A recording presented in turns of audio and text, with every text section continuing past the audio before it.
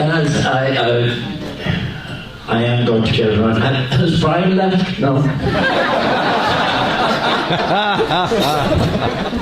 Sean, you told me that if I kept this going, he'd leave. Oh, hey, no, okay. We all know that God made the world. There's a 7-day plan, was a week. By the 7th day, he was absolutely knackered. He was really tired, and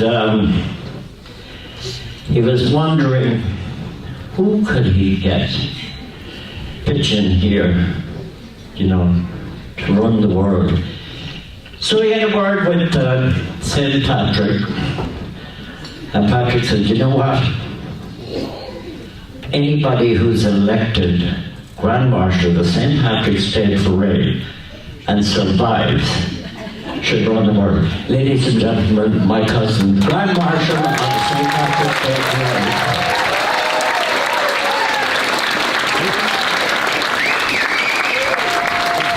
Thank you, Adrian. I forgot, Adrian's a radio personality, so we get paid by the minute. So ladies and gentlemen, they say that the Irish make great Americans.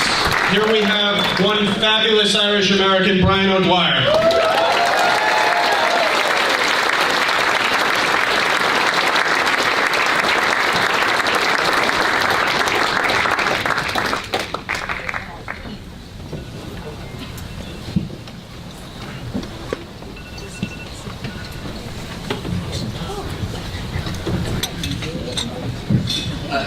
Thank you, Cousin Adrian, for that introduction, I think.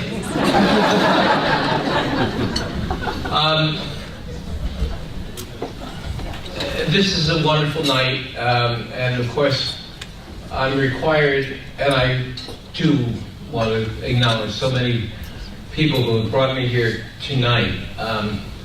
First of all, my wife Marianne and my sister Eileen.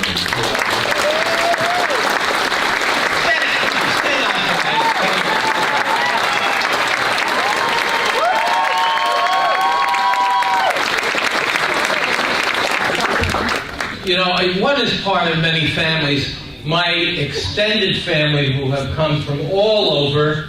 My cousin Liam has just arrived on the plane from Dallas and his family. But my entire family, the O'Dwyer, stand up please. Will everybody?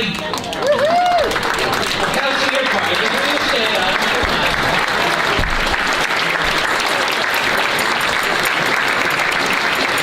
Thank you very much.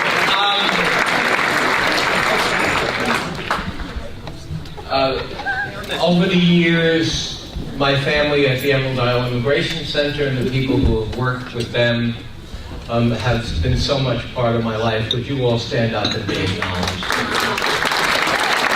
Come on up.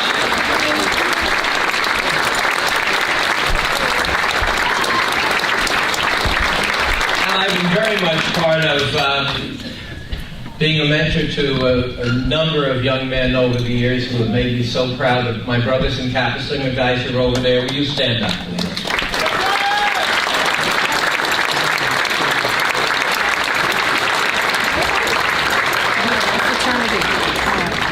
I acknowledge, of course, that the people, and I will always get into trouble for this, but there's so many people. Bill Lynn and Local 30 has been so much part of our family. And the people in the Keith Miller Foundation have been so supportive of us.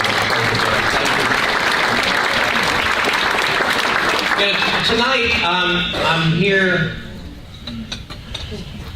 with you after a very long journey as your Grand Marshal. This is about the end of it. I have been over and over and over again having a wonderful time since Sean Wayne and Hillary were part of the people. By the way, what a great job they did. Hillary and Sean. And I am so much honored to be a Grand Marshal, particularly following the footsteps of Loretta Brennan Gluckstein.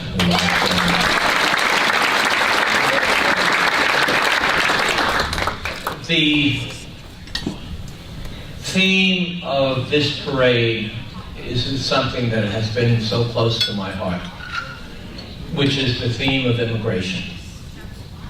You know, over the years, we have learned about it. We've been part of immigration. We here have understood the immigrant experience. We are the sons, the daughters, the grandsons, the granddaughters, the grandsons, the great-granddaughters of Irish immigrants who have come here and made this country so much better and made their lives so much better. Unfortunately, we all know that there are those now in the national national scene who have denigrated immigration, who have made immigration a dirty word, a problem instead of an opportunity. Those who denigrate immigration denigrate their ancestors.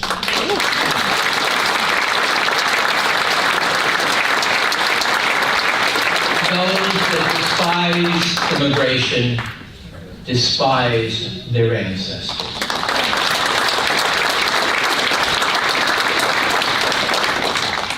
I've told you, some of you here before, but when I was given this great honor by Sean and Hillary and the committee, it was a time for me to reflect, not on my life, but on the life of many who we've helped over the years. And it was a time for me to reflect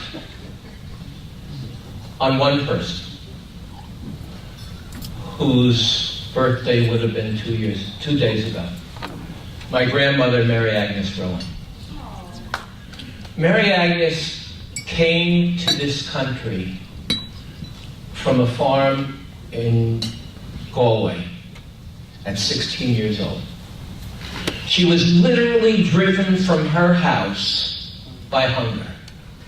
Her mother and father, she was the oldest of 5, her mother and father asked her to leave, not in hate, but in love, because she would have been the difference between hunger, starvation, and food. She came here at 16 years old with no support. Can you imagine that? No support. No one in front of her, no one in back of her. Got on that boat and came to New York.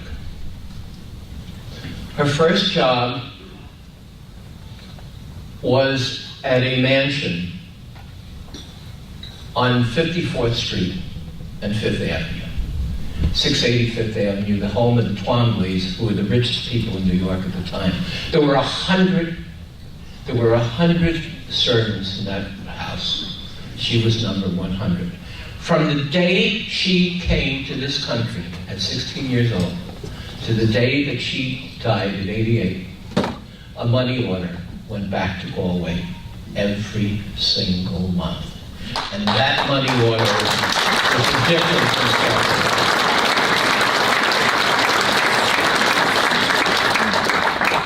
This year, her grandson is going to be marching up 5th Avenue, past that mansion where she got her original work.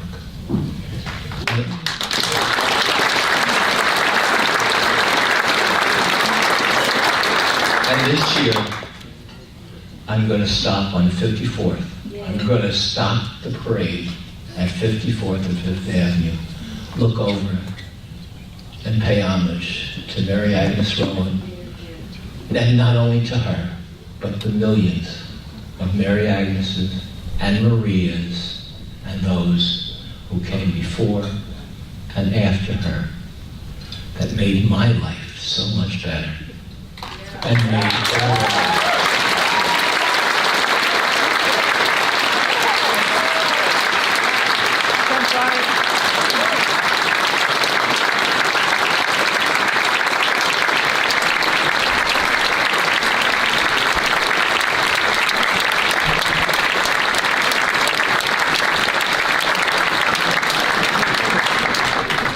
thank all of you for being here and being supportive of the work that we've all done together. And I thank you for being with it. And I hope many of you will be marching with me on St. Patrick's Day, on the 16th. By the way, if you march on the 17th, if you come up on the 17th, you're going to be all alone, all right? Let me assure that, all right? But those of you that come up on the 16th, and now many of you will be there marching with the county organizations or wherever, would you do me a favor? Just look over at 685th Avenue and think of Mary Agnes Rowan and the millions who came before and after her to make the country what it is.